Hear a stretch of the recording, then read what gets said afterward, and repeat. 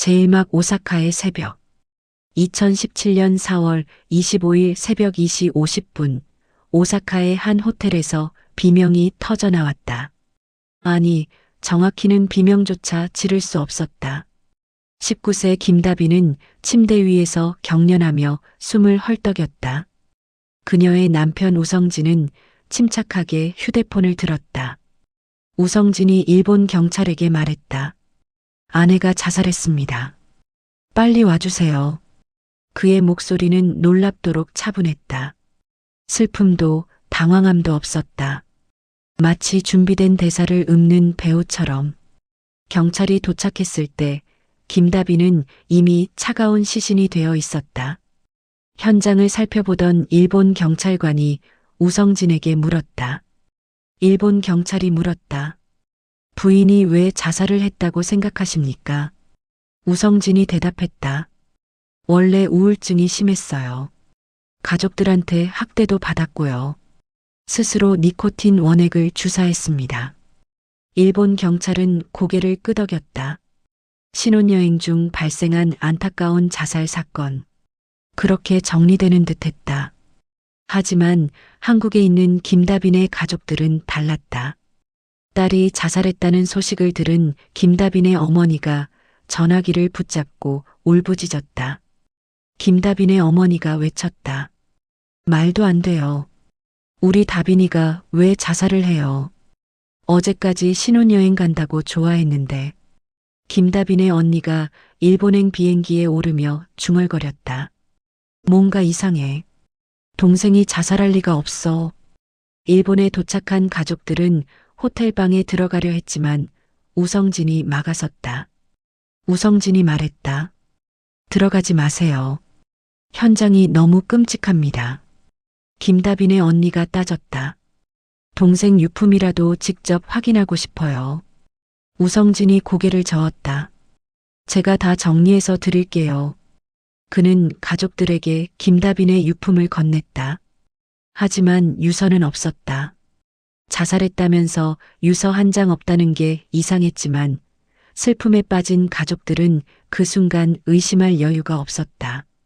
장례는 일본에서 치러졌다. 시신을 한국으로 옮기는 비용이 만만치 않았기 때문이다. 김다빈은 화장되었고 증거는 연기가 되어 사라졌다. 그로부터 2주 후 2017년 5월 4일 보험회사 직원이 전화를 받았다. 우성진이 전화로 말했다. 보험금 청구하려고요. 1억 5천만 원이요. 보험회사 직원이 놀라 물었다. 혹시 보험 가입하신 지 얼마나 되셨죠? 우성진이 대답했다. 신혼여행 가기 직전에 공항에서 가입했어요. 그게 뭐 중요해요. 아내가 여행지에서 죽었으니 당연히 보험금 받아야죠. 보험회사 직원이 조심스럽게 물었다. 사망 원인이 어떻게 되시나요? 우성진이 짜증스럽게 말했다. 자살이에요. 그래서 뭐? 보험회사 직원이 설명했다. 자살은 보험금 지급 대상이 아닙니다. 우성진이 화를 냈다. 뭐라고요? 말이 됩니까? 그게. 빨리 돈 주세요. 전화를 끄는 보험회사 직원은 상사에게 보고했다. 뭔가 이상했다. 아내가 죽은 지 2주밖에 안 됐는데 슬퍼하는 기색은 전혀 없고 보험금에만 집착했다. 게다가 신혼여행 직전에 가입한 보험이라니. 보험회사 조사원이 혼잣말했다. 이건 수상해. 경찰에 알려야겠어. 제이막 의심의 시작. 2017년 5월 9일 세종경찰서. 형사 박민수가 보험회사 조사원의 이야기를 들으며 메모했다. 박민수가 말했다. 혼인신고한 지 10일 만에 죽었다고요.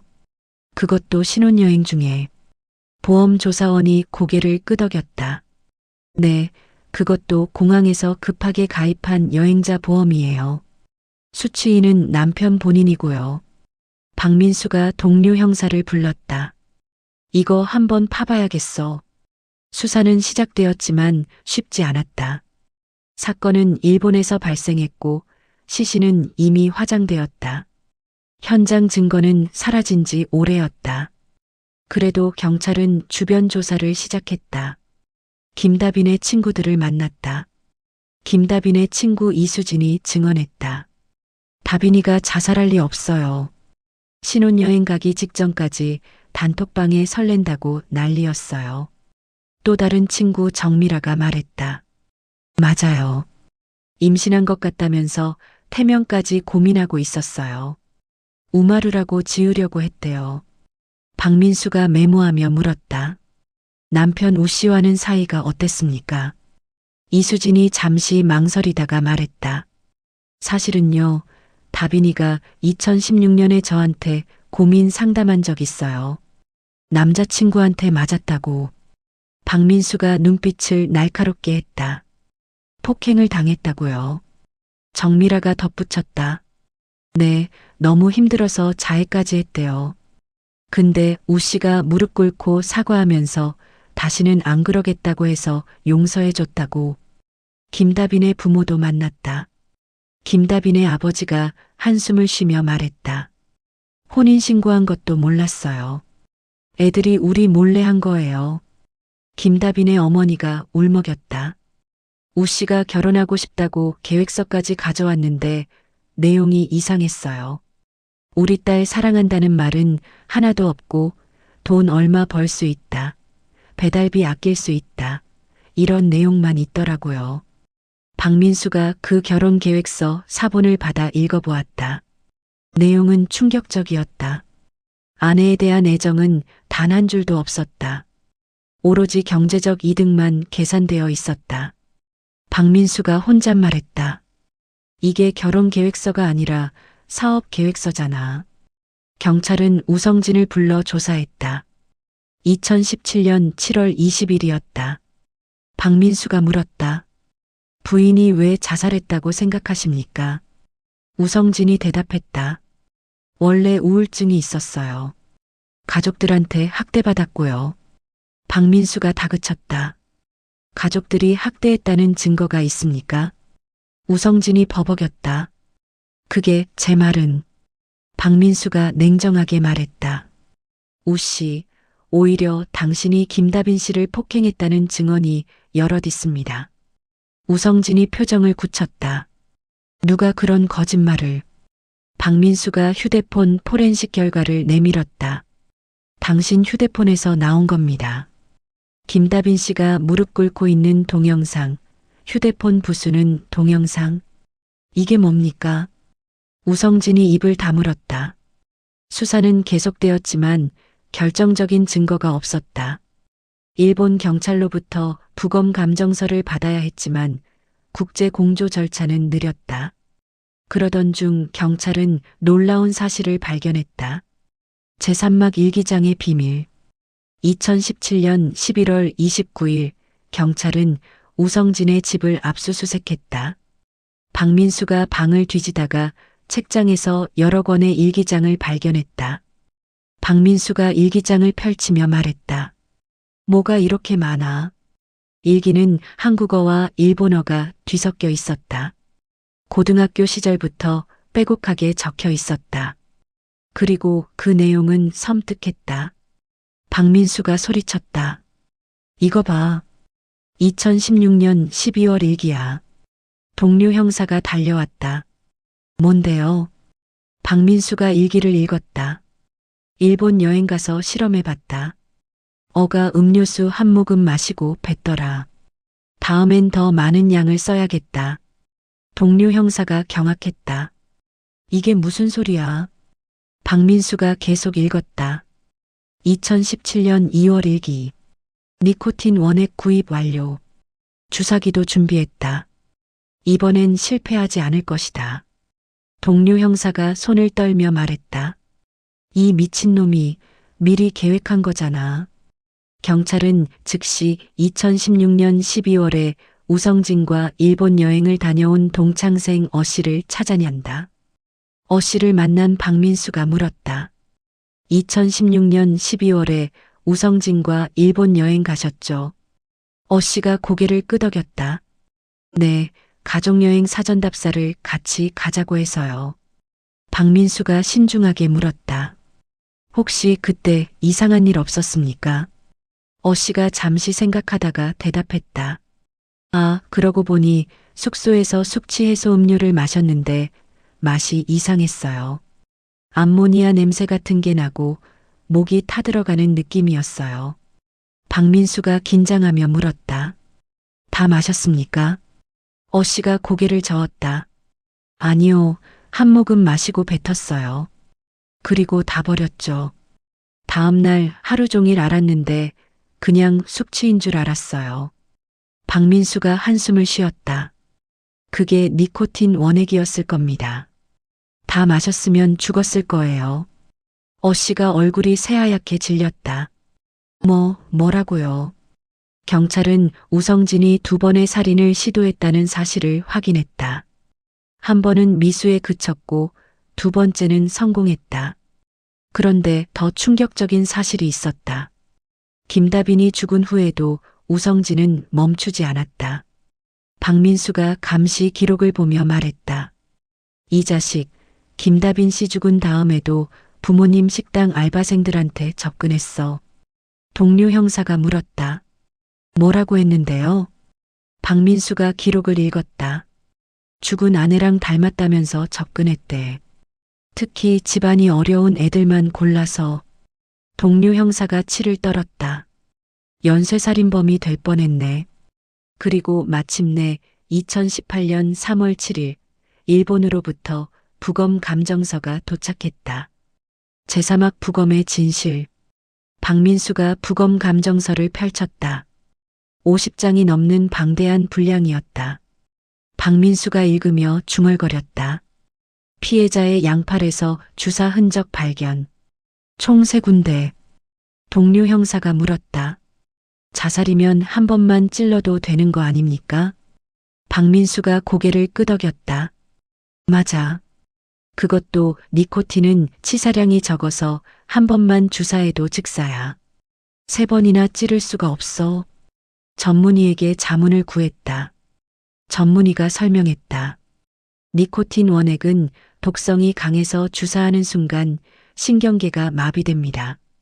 본인 스스로 2번, 3번 주사하는 건 물리적으로 불가능해요. 박민수가 물었다. 그럼 타살이란 말씀이시죠? 전문의가 단호하게 대답했다. 의학적으로 자살은 불가능합니다. 부검 감정서에는 더 충격적인 내용이 있었다. 박민수가 감정서를 읽었다. 피해자의 혈액에서는 알코올이 검출되지 않았으나 위에서만 알코올이 발견됨. 동료 형사가 어리둥절해했다. 그게 무슨 뜻입니까? 박민수가 설명했다. 술을 마시면 위에서 흡수돼서 혈액으로 들어가야 정상이야. 그런데 혈액엔 없고 위에만 있다는 건. 동료 형사가 깨달았다. 죽은 다음에 누가 억지로 술을 부었다는 거군요. 박민수가 고개를 끄덕였다. 자살로 위장하려고 술을 마신 것처럼 꾸민 거지. 2018년 3월 28일 경찰은 우성진을 긴급 체포했다. 박민수가 수갑을 채우며 말했다. 우성진 살인 혐의로 체포합니다. 우성진이 소리쳤다. 뭔 소리야? 내가 언제 죽였어? 박민수가 차갑게 말했다. 증거는 충분합니다. 일기장, 니코틴 구입 기록, 부검 감정서. 당신이 계획적으로 아내를 살해했어요. 조사실에서 우성진은 계속 범행을 부인했다. 우성진이 우겼다. 아내가 자살하고 싶어 했어요. 내가 도와준 것뿐이에요. 박민수가 반박했다. 그럼 왜 주사를 3번이나 찔렀습니까? 우성진이 말을 바꿨다. 내가 주사기를 꽂아주긴 했어요. 근데 피스톤을 누른 건 아내예요. 박민수가 냉소했다. 의학적으로 불가능합니다. 거짓말 그만하세요. 우성진은 조사 과정에서 이상한 모습을 보였다. 처음엔 여유롭게 대답하다가 불리한 질문이 나오면 갑자기 욕설을 하며 화를 냈다. 그러다가 또 손을 물어뜯으며 불안해했다. 박민수가 동료에게 말했다. 저 자식 다중인격 같아. 감정받게 해야겠어. 사이코패스 검사 결과 우성진은 40점 만점에 26점을 받았다. 사이코패스였다. 제오막 위조된 유서. 2018년 4월 17일 우성진은 살인, 살인미수, 보험사기, 상해, 강요 혐의로 기소되었다. 재판이 진행되는 동안 검사가 구형했다. 검사가 법정에서 말했다. 피고인은 수개월 전부터 치밀하게 범행을 계획했습니다. 보험금을 타기 위해 이제 막 성인이 된 어린 아내를 살해했습니다. 사형을 구형합니다. 2018년 8월 30일 1심 판결이 나왔다. 판사가 선고했다. 피고인 우성진에게 무기징역을 선고합니다. 우성진이 소리쳤다. 말도 안 돼. 억울해요. 그는 항소했다. 그리고 2심 재판이 진행되는 동안 놀라운 일이 벌어졌다. 2019년 4월 10일 우성진의 변호사가 새로운 증거를 제출했다. 변호사가 말했다. 피해자 김다빈의 유서입니다. 법정이 술렁였다. 판사가 유서를 받아 읽었다. 유서에는 이렇게 적혀 있었다. 미안해요, 성진 오빠. 다른 남자를 만났어요. 너무 죄책감이 들어서 살 수가 없어요. 술을 너무 많이 마셨어요. 이제 끝낼게요. 판사가 물었다. 이렇게 중요한 증거를 왜 지금 제출합니까? 우성진이 대답했다. 고민을 많이 했습니다. 아내의 명예를 지키고 싶었어요. 김다빈의 언니가 방청석에서 소리쳤다. 거짓말이에요. 저게 동생 필체가 아니에요. 판사가 질서를 유지시킨 후 필적 감정을 의뢰했다.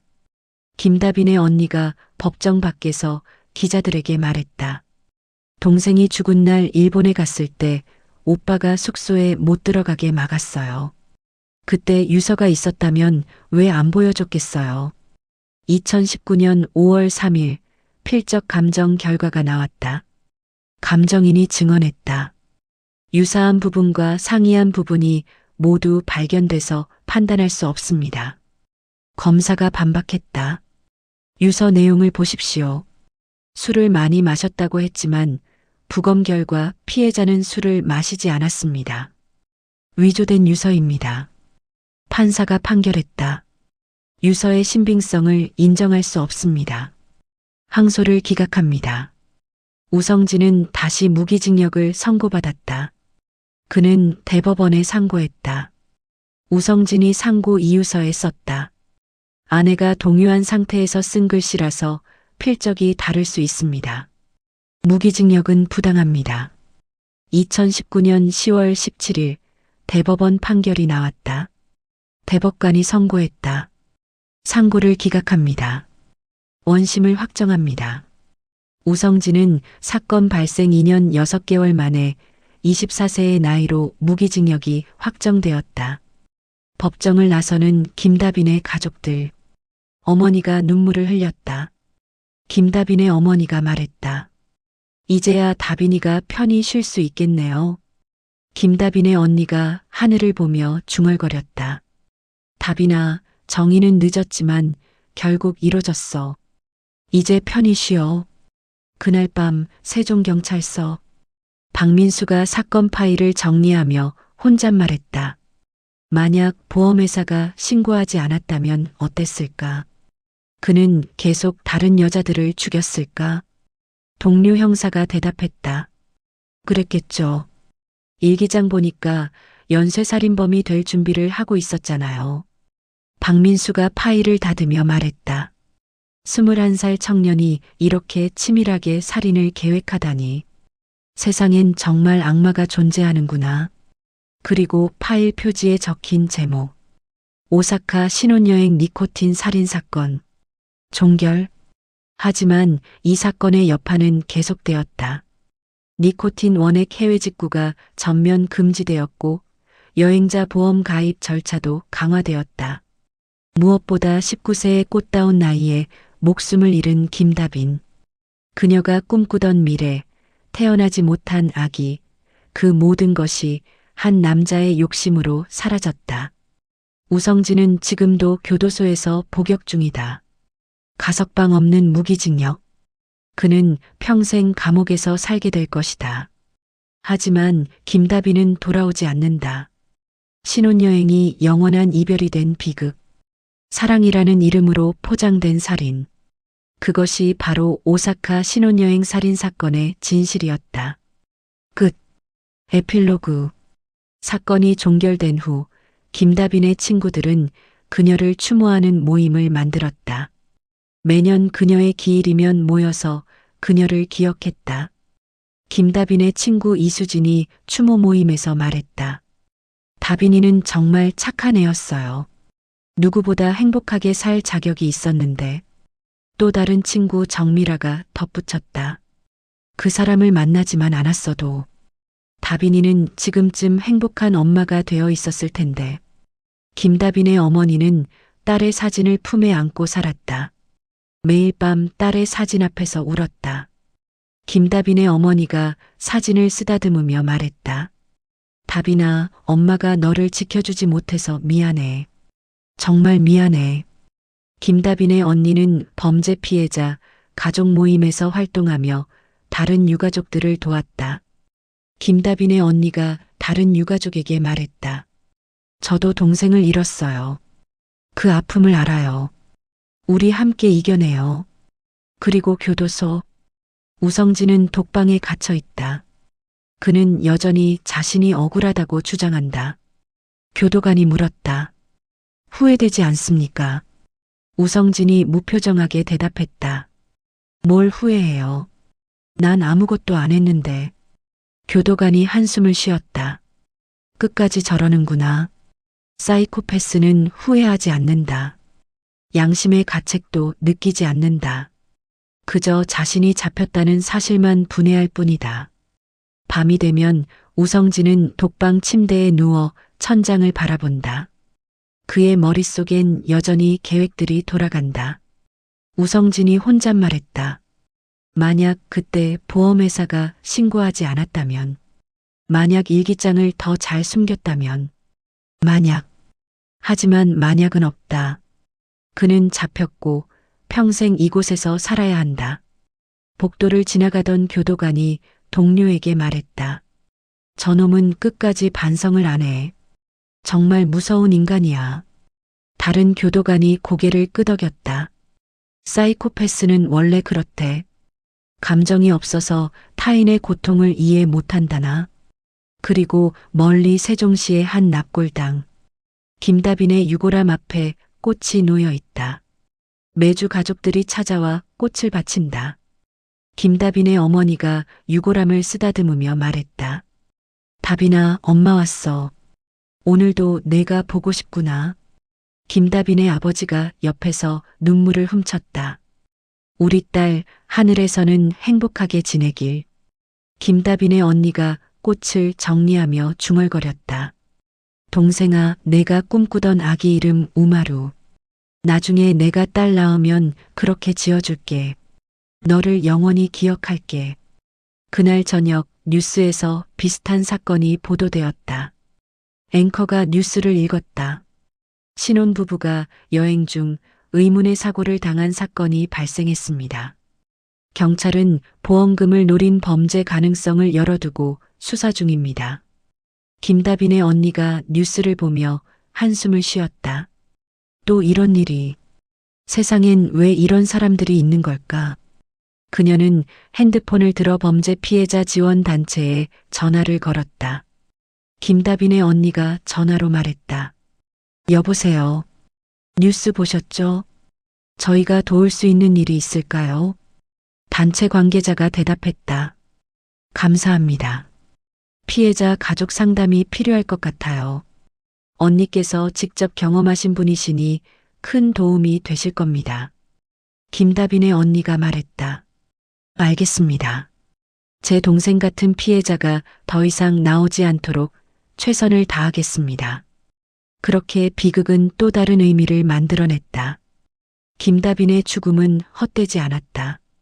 그녀의 사건으로 니코틴 원액 규제가 강화되었고 여행자 보험 제도가 개선되었으며 많은 사람들이 주변의 이상 징후에 더 관심을 갖게 되었다. 그리고 무엇보다 김다빈이라는 이름이 기억되었다. 19년의 짧은 생을 살다 간 소녀.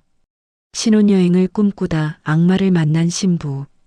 그녀의 이야기는 이렇게 끝났지만 그녀를 기억하는 사람들의 마음속에서 영원히 살아갈 것이다. 2025년 어느 대학 강의실. 범죄심리학 교수가 학생들에게 말했다. 오늘은 오사카 신혼여행 살인사건에 대해 이야기해 보겠습니다. 이 사건은 사이코패스의 전형적인 특징을 보여줍니다. 한 학생이 손을 들었다. 교수님, 그런 사람들은 어떻게 구별할 수 있나요? 교수가 대답했다. 쉽지 않습니다. 사이코패스는 겉으로는 정상적으로 보이니까요. 하지만 몇 가지 신호가 있습니다. 과도한 통제욕, 공감 능력 부족, 거짓말을 자주 하는 것, 책임을 남에게 전가하는 것 등이죠. 다른 학생이 물었다. 피해자는 왜 그런 사람을 알아채지 못했을까요? 교수가 안타까운 표정으로 말했다. 김다빈 씨는 너무 어렸습니다. 17세에 만나 19세에 결혼했죠. 사회 경험이 부족했고 가해자는 그 점을 이용했습니다. 이것이 바로 우리가 청소년들에게 올바른 연애 교육을 해야 하는 이유입니다. 강의가 끝나고 학생들이 조용히 교실을 나섰다. 모두 무거운 표정이었다. 한 여학생이 친구에게 말했다. 너무 무서워. 사랑하는 사람이 사실은 날 죽이려는 사람일 수도 있다니. 친구가 대답했다. 그러니까 조심해야지. 이상한 신호가 보이면 주저하지 말고 도망쳐야 해. 그날 밤 교도소. 우성진은 여전히 독방에 있다. 그는 올해로 31세가 되었다. 앞으로 얼마나 더 이곳에 있어야 할까? 40년, 50년 아니면 평생. 우성진이 벽을 보며 중얼거렸다. 억울해. 나는 억울하다고. 하지만 아무도 그의 말을 듣지 않는다. 그는 스스로 선택한 길의 끝에 서 있다. 같은 시각, 납골당. 김다빈의 유골함 앞에 촛불이 켜져 있다. 오늘은 그녀의 생일이다. 김다빈의 어머니가 케이크를 놓으며 말했다. 다빈아, 생일 축하해. 올해로 27살이네. 만약 내가 살아있었다면 예쁜 엄마가 되어 있었을 텐데. 김다빈의 아버지가 촛불을 바라보며 말했다. 우리 딸, 천국에서는 행복하게 웃고 있겠지. 김다빈의 언니가 동생 사진을 꺼내 들었다. 사진 속 김다빈은 환하게 웃고 있었다. 신혼여행 가기 전날 찍은 사진이었다. 김다빈의 언니가 사진을 쓰다듬으며 말했다. 동생아, 너는 정말 예뻤어. 착했고, 왜 그런 나쁜 사람을 만났을까? 미안해, 언니가 지켜주지 못해서. 바람이 불어와 촛불이 흔들렸다. 마치 김다빈이 대답하는 것처럼. 김다빈의 어머니가 하늘을 올려다보며 말했다. 다빈아, 언니 말 들었지? 언니는 지금 내 목까지 열심히 살고 있어. 범죄 피해자들을 돕고 있단다. 내가 자랑스러워할 거야. 그렇게 시간은 흘러갔다. 사건은 과거가 되었지만 그 상처는 여전히 남아있다. 김다빈을 사랑했던 사람들의 마음속에, 이 사건을 취재했던 형사들의 기억 속에, 그리고 이 이야기를 듣는 모든 사람들의 경각심 속에. 오사카 신혼여행 살인사건. 그것은 단순한 범죄 사건이 아니었다. 그것은 사랑이라는 이름으로 포장된 잔혹한 배신이었고, 젊음이라는 아름다운 시절을 빼앗긴 한 소녀의 비극이었으며, 우리 사회가 함께 기억하고 반성해야 할 아픈 역사였다. 김다빈은 이제 없다. 하지만 그녀의 이름은 남는다. 그녀의 이야기는 계속 전해진다. 그리고 그녀를 기억하는 한 그녀는 영원히 우리 곁에 있을 것이다. 잊지 말자. 사랑은 통제가 아니다. 사랑은 이용이 아니다. 사랑은 희생을 강요하는 것이 아니다. 진정한 사랑은 상대를 존중하고 배려하고 함께 행복해지는 것이다. 김다빈이 꿈꾸던 그런 사랑. 그녀는 그것을 찾지 못했지만 우리는 그녀의 이야기를 통해 배워야 한다. 그래서 더 이상 김다빈 같은 피해자가 나오지 않도록. 그래서 우성진 같은 가해자를 미리 알아볼 수 있도록. 이것이 바로 김다빈이 우리에게 남긴 마지막 메시지다. 오사카의 봄은 아름답다. 하지만 김다빈에게 그곳은 무덤이 되었다. 신혼여행은 행복의 시작이어야 했다. 하지만 김다빈에게는 생의 끝이 되었다. 19년. 너무나 짧은 생이었다. 하지만 그녀가 남긴 흔적은 영원히 지워지지 않을 것이다.